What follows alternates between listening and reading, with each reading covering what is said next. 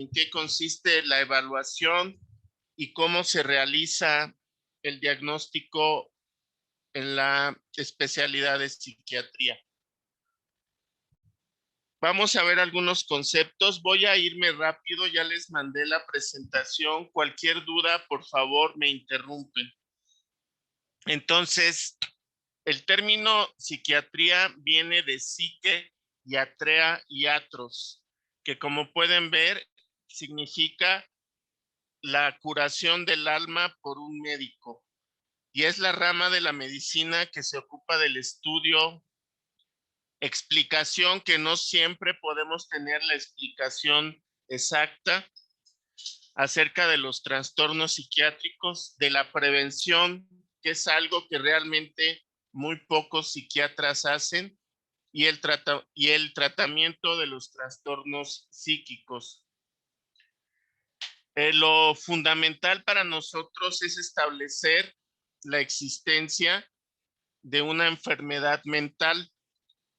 Esa es la base de nuestra práctica médica.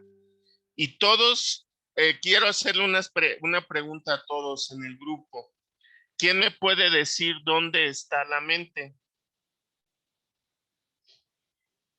En nuestros procesos neurológicos. Exactamente. Y que tienen que ver con todo el cerebro. Es decir, si no tenemos neuronas, si no está funcionando el cerebro, no hay mente.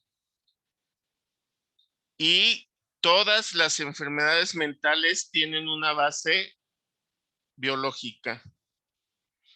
Y hay síntomas que van a afectar la esfera biopsicosocial y que a veces hay que diferenciar el origen y la patología del padecimiento. ¿Qué es un trastorno mental? Es un síndrome o un patrón de comportamiento que presenta una significación clínica y que se va a dar principalmente porque este trastorno, este patrón de comportamiento psicológico está asociado a un malestar, a una discapacidad o a un riesgo significativamente aumentado de morir, de sufrir dolor, una discapacidad o pérdida de la libertad. Y como ya lo mencionaba en la primera clase, la principal causa de discapacidad laboral y creo que incluso podría afirmar que disfunciones en las relaciones de pareja tienen que ver con cuadros o síndromes depresivos. Antes se hacía esta división entre psicosis funcionales, en las que entraban las esquizofrenias, que ahora es una solo, antes se hacía un diagnóstico y había hasta 5 tipos, se consideraban hasta 5 tipos de esquizofrenia.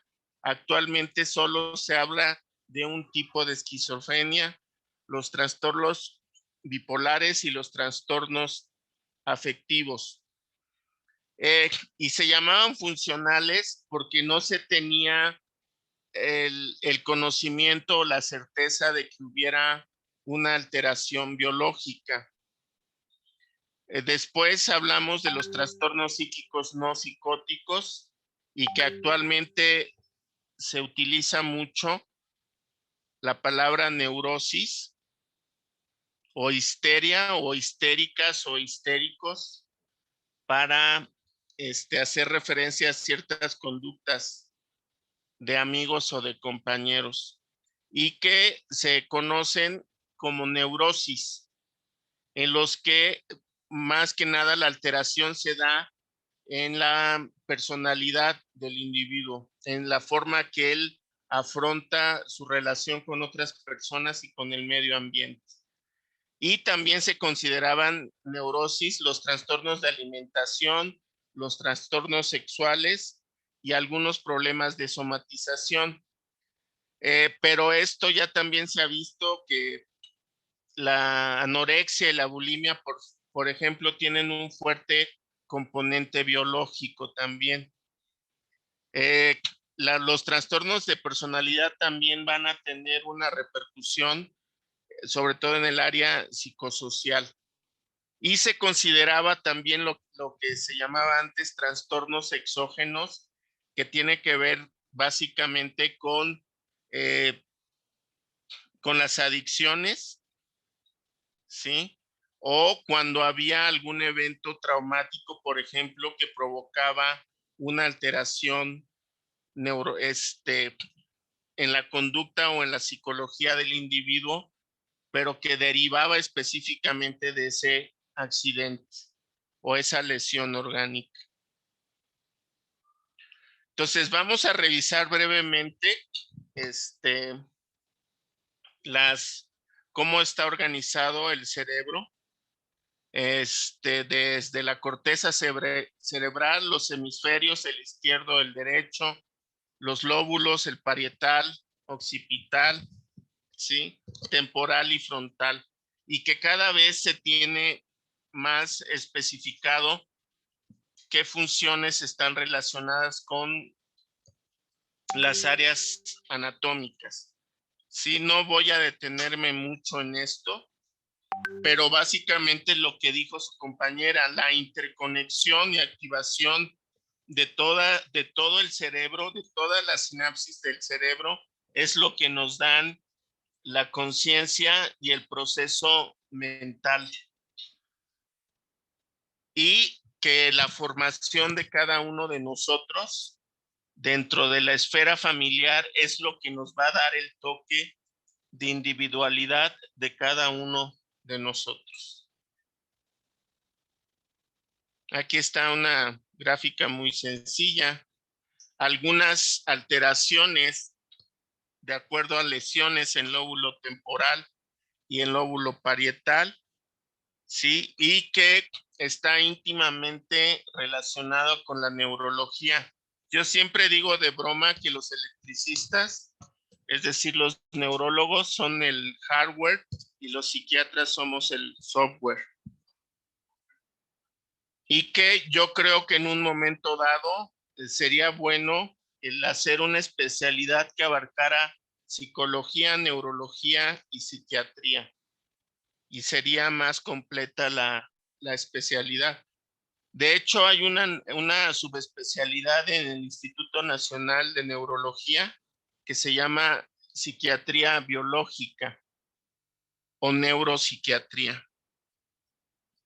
Aquí vemos otras áreas, ¿no? Y las alteraciones en estas áreas cerebrales, la sintomatología que nos puede ir manifestando. Aquí otras áreas. Algo que nosotros vemos mucho es alteraciones en el sistema límbico. No sé si ustedes han oído el término de epilepsia del lóbulo temporal. No, doctor. Ok. No. ¿Alguien vio la película o oído hablar del Marqués de Sade? Sí, no recuerdo bien de qué, pero sí. Ok. ¿Qué han oído hablar del Marqués de Sade?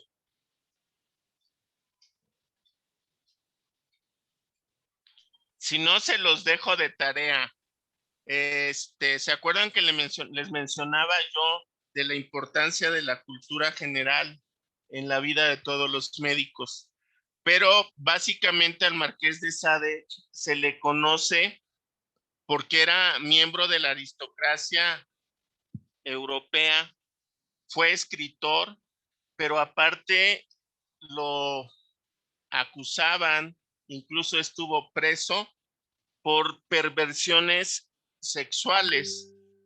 Tenía una hipersexualidad, tenía hipergrafia y al final de su vida tuvo hiperreligiosidad. Entonces, el síndrome del lóbulo temporal es una epilepsia que afecta lóbulo temporal y sistema límbico. Entonces da una sintomatología puramente psiquiátrica, no neurológica. Y antes se hablaba de las grandes H's, que era hipersexualidad, hipergrafia, es decir, la necesidad de escribir mucho, e hiperreligiosidad, que podría parecerse un poco a lo que son los fanáticos religiosos.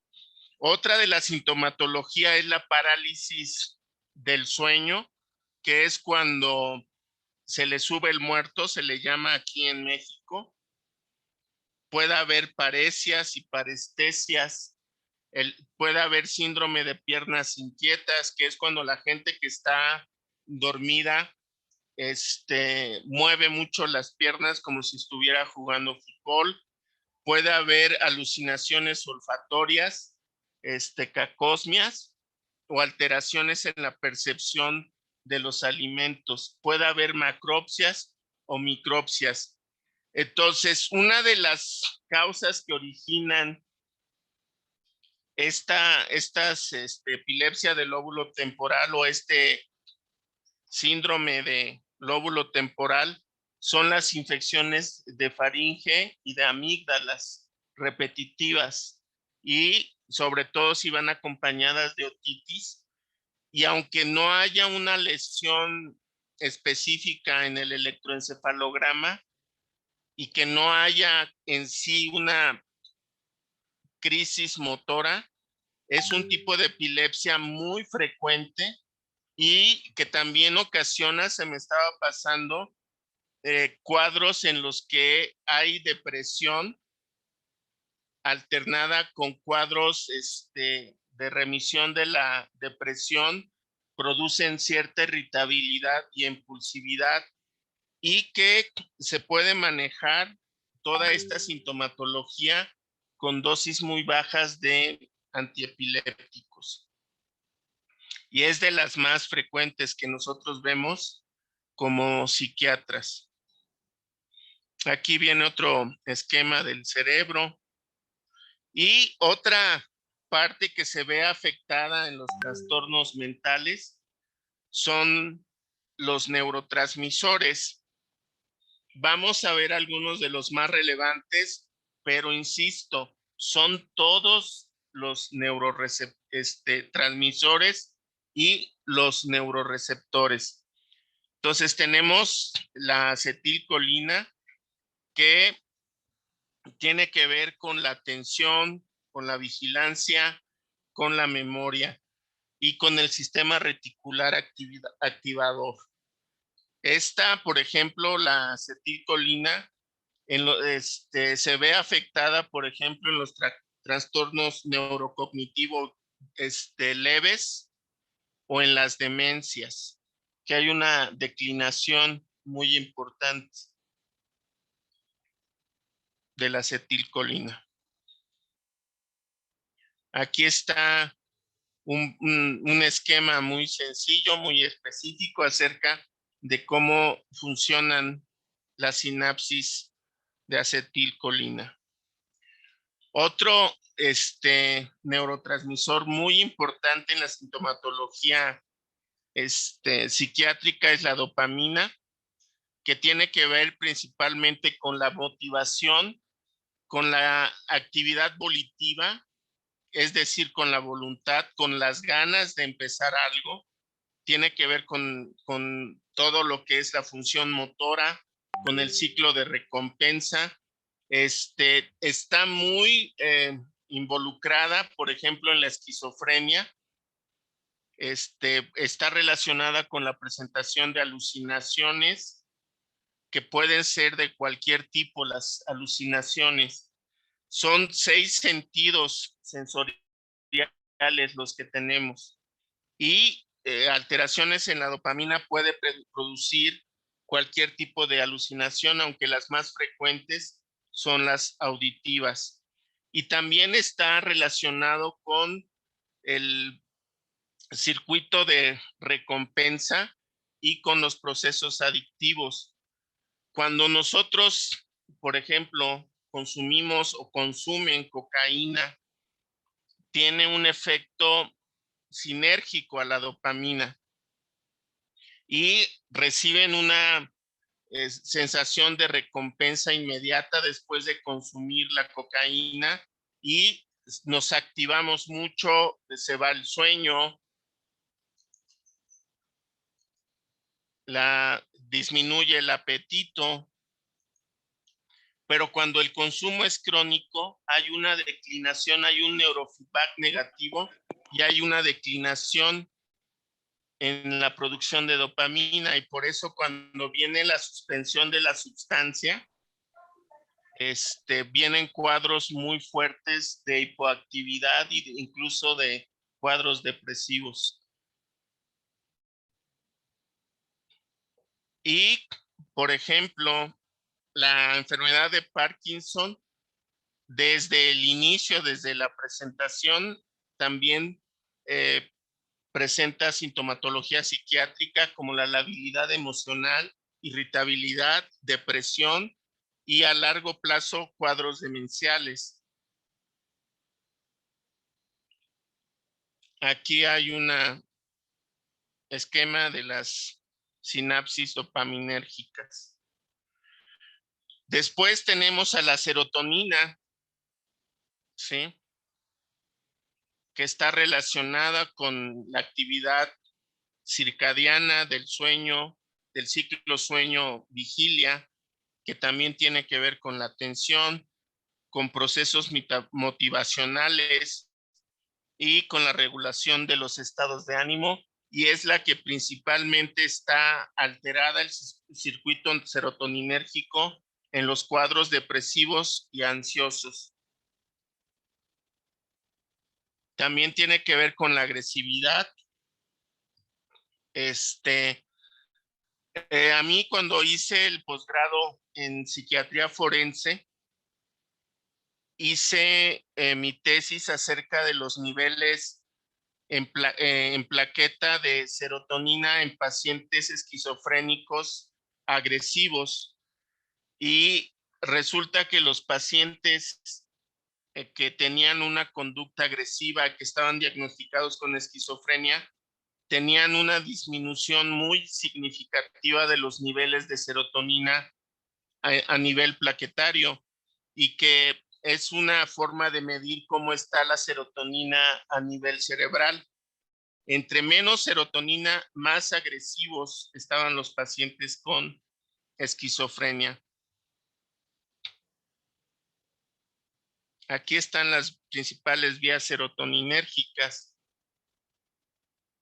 que digo, no me voy a detener en ellas porque ustedes no son residentes de psiquiatría, van a terminar como médicos generales. Luego tenemos a la noradrenalina, ¿sí?, que se sintetiza a partir de la L-tirosina, ¿sí?, y que tiene que ver también con los niveles de vigilancia, con la vigilia, con la respuesta de huida o enfrentamiento ante el peligro, con la ansiedad, con regulación de las emociones y toda esta activación ante situaciones de estrés o de peligro. Aquí está una sinapsis noradrenérgica. Después tenemos al glutamato y el aspartato, que son neurotransmisores que excitan el sistema nervioso central, y que tiene que ver con el aprendizaje, con la plasticidad sináptica y con la memoria. ¿Alguien ha oído hablar de la plasticidad cerebral? Sí, ¿Qué es la plasticidad cerebral?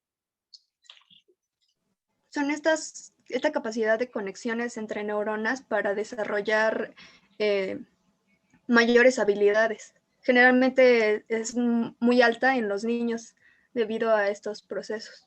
Ok, bueno, cuando yo llevé neuroanatomía hace ya algunos siglos, nos enseñaban que cuando una neurona moría, se petateaba, se perdía la función y que ya no se podía restablecer esa función. Entonces, es decir, hay una lesión a nivel neuronal y esa lesión ya no se va a poder reparar. Con el paso de los años, se observó que las neuronas adyacentes a la neurona que había muerto aumentaban su número de sinapsis, ¿sí? Y que si la estimulación era la adecuada, podían llegar a suplir la función de la neurona que había muerto, ¿sí? Y hay ejercicios que estimulan este aumento de sinapsis neuronales. ¿Qué se les ocurre? ¿Qué ejercicios de plasticidad cerebral podríamos realizar y que es un factor protector contra la demencia? ¿Qué se les ocurre? Crucigramas. Los crucigramas, ¿qué más? ¿El sudoku? El sudoku, el ajedrez, El cubo Rubik. Las lecturas. las lecturas, la televisión no, ¿eh? Incluso hay algún tipo de videojuegos, sí, que pueden estimular, los que requieren mucha destreza con los dedos y que pueden estimular la plasticidad cerebral. A mí me enseñaron un ejercicio de gimnasia cerebral que es miren, tienen su dedo índice y su dedo meñique de cada mano. Bajen el meñique de la izquierda y el índice de la derecha. Y luego al revés. Y háganlo rápido. Esto requiere interconexiones, la activación de vías que cruzan en la decusación cervical. Entonces, el practicar este tipo de ejercicios aumenta la sinapsis a nivel cerebral. Pero continuaron las investigaciones y no sé si alguien ha oído hablar del factor neurotrófico cerebral y de la neurogénesis. No, doctor. Ok. Pues se llegó a la conclusión que no importa la edad del paciente, se pueden volver a producir neuronas. Hay una sustancia a la que se le puso el nombre de factor neurotrófico cerebral que estimula la producción de nuevas neuronas. Incluso se ha visto que la estimulación electromagnética transcraneal repara lesiones, por ejemplo, en personas que fueron alcohólicas crónicas y que hay lesiones, por ejemplo, a nivel de hipocampo. Con la estimulación electromagnética transcraneal, han visto que aumenta la producción del factor neurotrófico cerebral y aparecen nuevas neuronas y se repara la lesión. También se utiliza cuando hay eventos vasculares cerebrales, se utiliza este tratamiento y puede haber reparación del tejido neuronal. Entonces, claro que depende de qué tan grande es el daño y de la modificación de las conductas que produjeron el daño. Tiene que ver también con las horas que dormimos y a qué hora las dormimos. No es lo mismo dormir de día que dormir de noche.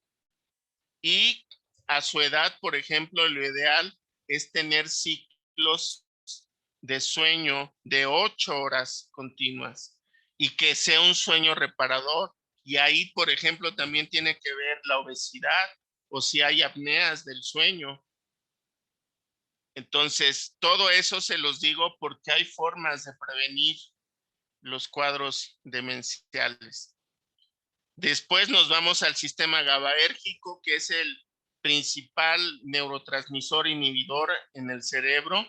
Es donde actúan el alcohol y las benzodiazepinas. Otros medicamentos hipnóticos como el Zolpidem, que se utiliza para inducir el sueño. Y es el que, por ejemplo, cuando hay ataques de pánico, como es tan fuerte la sintomatología que da un ataque de pánico, nosotros damos benzodiazepinas que refuerzan la actividad de GABA y apagan la sobreexcitación de noradrenalina, pero no curan los ataques de pánico, únicamente controlan la sintomatología. El tratamiento para trastornos de ansiedad generalizada o ataques de pánico son los antidepresivos, pero como su efecto tarda en aparecer como 2 semanas, el paciente no va a aguantar tanto tiempo con la sintomatología, por lo que es importante iniciar el manejo con benzos. Luego hay algo que se llaman los péptidos opioides, que son relativamente nuevos, que se han iniciado su investigación en ellos y que tienen que ver, chicos, con adicción al sufrimiento. ¿Ustedes me creen que hay personas que les gusta el drama y que disfrutan el sufrimiento? ¿Y son adictos? Sí, yo, doctor. O muchas veces en las relaciones de pareja. ¿Sí? ¿Por qué? Hay adictos incluso, perdón, se me pasaba, a correr maratones o triatlones. Hay gente que se vuelve adicta porque cuando hay un sufrimiento crónico o un dolor importante de forma, se estimula la producción de péptidos opioides, endorfinas, encefalinas. Entonces, incluso hay corredores de maratón que a cierto kilometraje corrido dicen o refieren que sienten como que empiezan a correr en nubes. Entonces, por eso es que llegan a correr hasta 2 o 3 maratones a la semana. Si yo quito el estímulo, por ejemplo, el problema con mi pareja o el problema con mi jefe en el trabajo, dejo de correr maratones y ya no hay este sufrimiento, declina la producción de los péptidos opioides y caigo en abstinencia, en craving, lo que se conoce como craving. Y también está muy relacionado con muchos procesos adictivos, incluso a las galletas Oreo. Y no es broma, ¿eh? El azúcar y algún tipo de grasas crean el mismo tipo de adicción que el opio, que la heroína o la cocaína. Entonces, a grandes rasgos, esto es algo de lo que nosotros como psiquiatra tenemos que tener conocimiento del origen de las enfermedades mentales y no olvidarnos, los psiquiatras deberíamos no hacerlo, que antes que nada somos médicos, ¿no? Ok, bueno, algunos términos psicológicos que considero importante que ustedes tengan presentes. El psicoanálisis es una teoría de psicología psicodinámica que fue creada por Sigmund Freud, que era neurólogo, adicto a la cocaína, que murió de cáncer en la mandíbula, pero que era un tipo genial y brillante.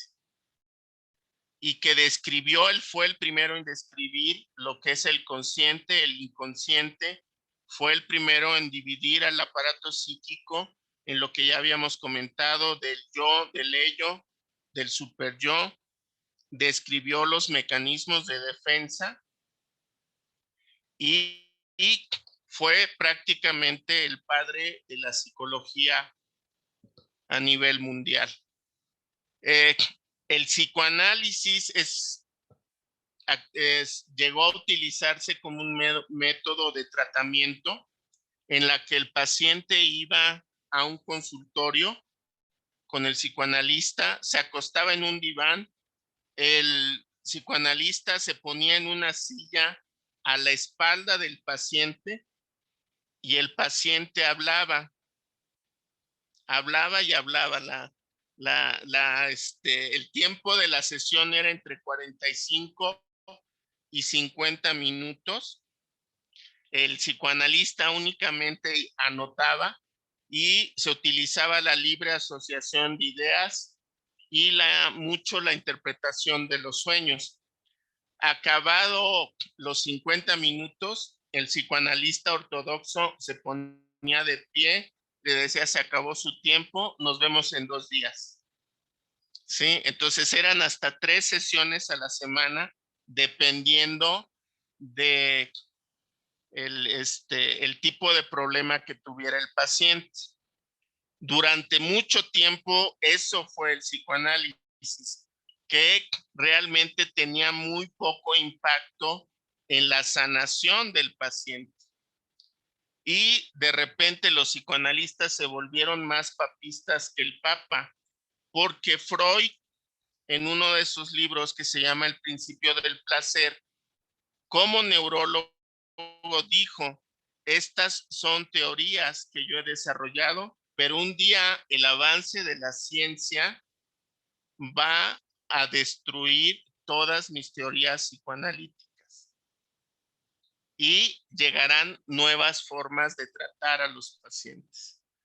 Entonces, hay mucha gente que dice que lo leyó a Freud, pero que realmente no lo ha leído y siguen aferrados con estas técnicas de tratamiento que ya se demostró que no funcionan.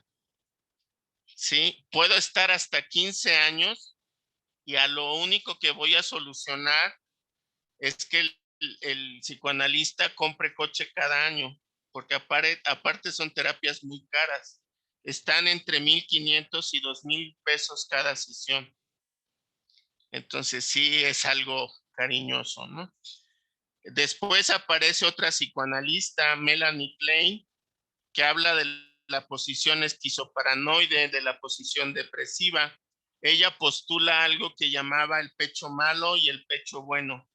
Y el pecho malo básicamente era cuando mamá satisfacía las necesidades alimenticias y de contacto del bebé, y el pecho malo era cuando la mamá, por alguna situación psicológica o biológica, como no producir leche, no satisfacía la alimentación del niño.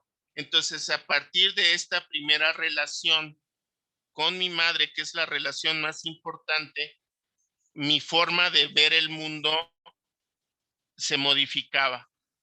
Si era un pecho malo, era una persona predestinada a tener cuadros de depresión, a tener incluso psicosis y cuadros de ansiedad. Y son escuelas que se llegan a manejar a veces en la psiquiatría, pero que les quede claro que el psicoanálisis no es psiquiatría. Después aparece algo que se llama escuela cognitivo-conductual.